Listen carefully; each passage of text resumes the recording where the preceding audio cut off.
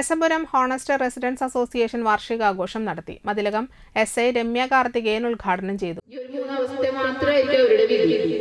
അതുകൊണ്ട് തന്നെ ഇത് അറിഞ്ഞാലും ഇനിയിപ്പോ നിങ്ങൾ ചിലപ്പോ നമ്മളറിയാണ് നമ്മളുടെ മകനോ അല്ലെങ്കിൽ മകളോ അറിയാതെ ഇത്തരത്തിലൊരു കൂട്ടുകെട്ടിലുണ്ട്, അല്ലെങ്കിൽ എന്തെങ്കിലും അവരുടെ കയ്യിൽ ഒരു ബാഗിൽ നിന്ന് ചെറിയൊരു പാക്കറ്റ് എന്തെങ്കിലും നിങ്ങൾക്ക് കിട്ടിപ്പോയിന്ന് അറിയാതെ നിങ്ങളത് കണ്ടു ഭയങ്കര ടെൻഷനായി ബഹളം വെച്ചു, കുട്ടിയെ കുറെ ചീത്ത പറഞ്ഞു, തല്ലി അടിച്ചു.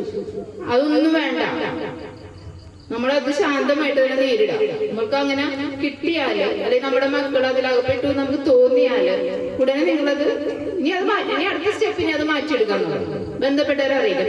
പോലീസിനെ അറിയിക്കാം. നിങ്ങൾ വിചാരിക്കുന്ന പോലെ ഇത് അറിഞ്ഞ ഒരു പാരന്റ് പറഞ്ഞു കഴിഞ്ഞാൽ അപ്പൊ തന്നെ കേസ് എടുക്കുകയോ നിങ്ങളുടെ മകനെ ജയിലിൽ വിടുകയോ നമ്മൾ ചെയ്യില്ല. നമ്മൾ ആദ്യം ശ്രമിക്കുക ആ കുട്ടിയെ രക്ഷപ്പെടുത്താന്നുള്ളത്. അവനാദ്യം നമ്മൾ കൗൺസിലിംഗ് കൊടുക്കാം, അല്ലെങ്കിൽ അവന് ട്രീറ്റ്മെന്റ് വേണമെങ്കിൽ നമുക്ക് ആ രീതിയിൽ ട്രീറ്റ്മെന്റ് കൊടുക്കാം.